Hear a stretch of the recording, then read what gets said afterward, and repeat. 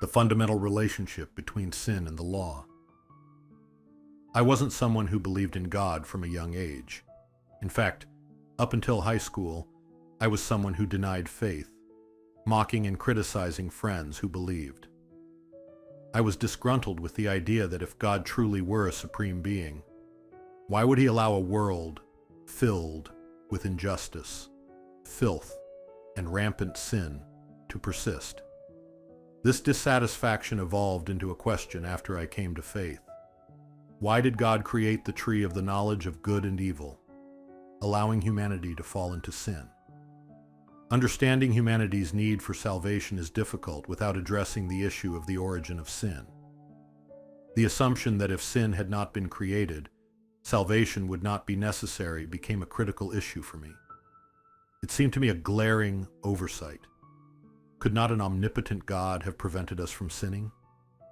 This thought, naive as it was, implied God was somehow responsible or at fault for not preventing sin. My understanding began to change when I encountered Romans chapter 5. This passage provided me with insight into the nature of sin and God's role in salvation, challenging my previous misconceptions and leading me to a deeper understanding of God's purposes and the profound necessity of grace and redemption in the Christian faith. According to Romans chapter 5, God's decision not to prevent Adam from sinning was not an oversight or a mistake, but a deliberate part of his plan. Summarizing the content of Romans 5, sin was in the world before the law was given, but sin is not counted where there is no law. The law was introduced so that trespass might increase, but where sin increased, grace increased all the more. The law serves as a standard to distinguish what is sinful and what is not. Before this standard was set, sin was not recognized as such. This concept is similar to saying that in a world filled only with goodness, the value of goodness is unappreciated, just as the value of evil is unrecognized in a world filled only with evil. Essentially, God wanted us to understand what is good, what is evil, and what grace is.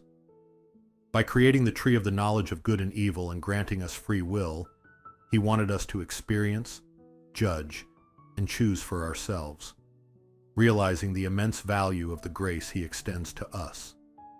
Thus, by allowing sin and providing the law as a standard, God aimed for us to recognize sin and through his grace, find a way out of sin, coming to a true appreciation of his grace. This is exactly the meaning behind the statement that the law was introduced so that trespass might increase, and where sin increased, grace increased all the more. It reveals that what happened was not a failure of responsibility on God's part, but rather a deliberate plan, as communicated through the Scriptures.